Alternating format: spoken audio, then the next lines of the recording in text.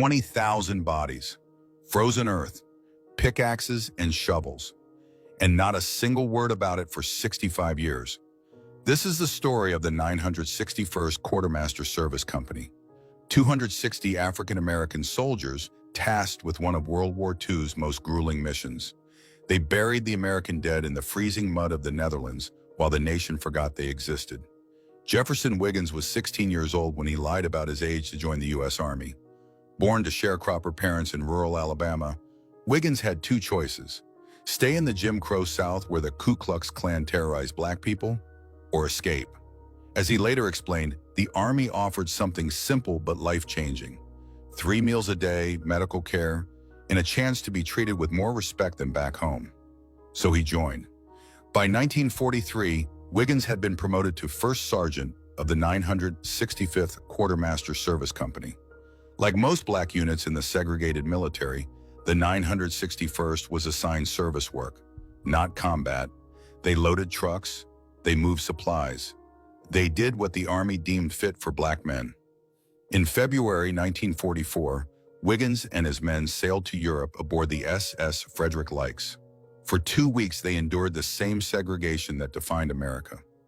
White GIs were quartered on the upper deck with recreation facilities and lounges. The 2,000 black soldiers were kept below deck where there were no windows. They could get fresh air, but that was it. By September 1944, the 961st arrived in Margraten, a small Dutch village in South Limburg that had just been liberated from Nazi occupation. General William Hood Simpson, commander of the U.S. Ninth Army, had a problem. Thousands of American soldiers were being killed in combat daily. Bodies were piling up on battlefields. Soldiers were being left in the streets. The Army needed a cemetery, and they needed it immediately. Captain Joseph Schumann, head of the 611th Graves Registration Company, found 65 acres of farmland in Margraten.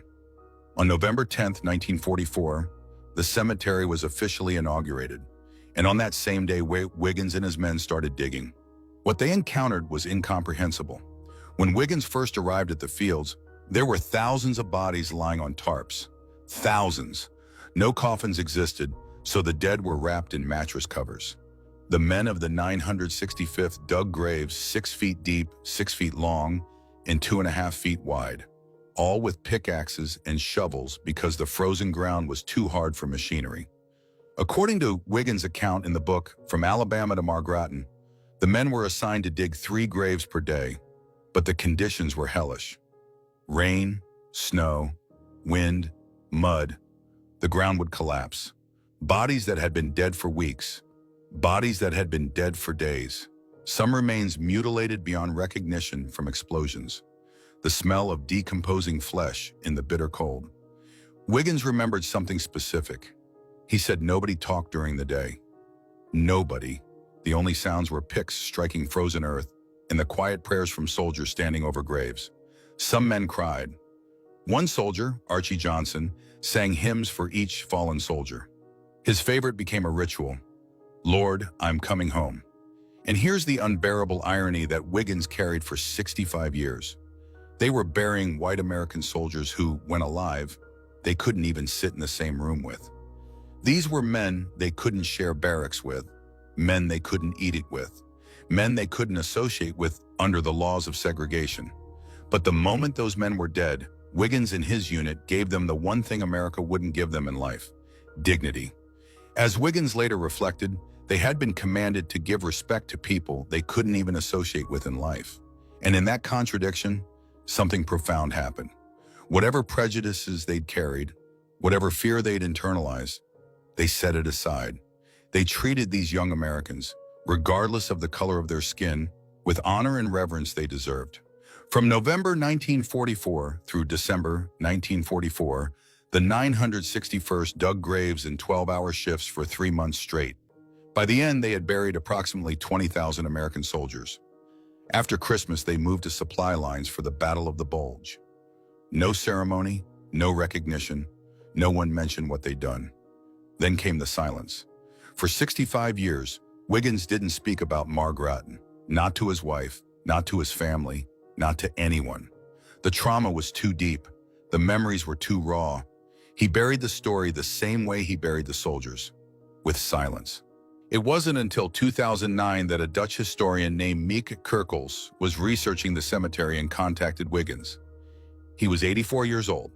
There was nothing about the black soldiers in the archives, Kerkels said. She had to track him down through local residents. When she finally reached him, his wife Janice answered the phone.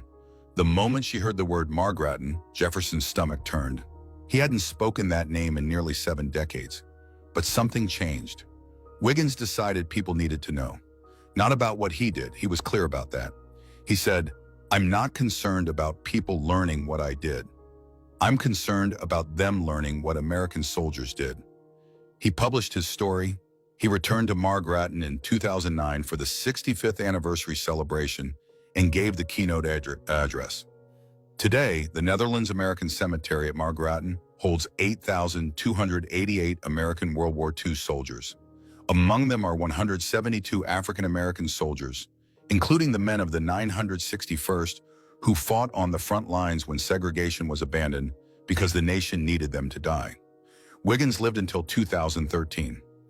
He spent his last years making sure the world knew that these soldiers deserved to be remembered, not as footnotes, not as service units, but as Americans who gave their lives and asked for nothing in return except to be remembered.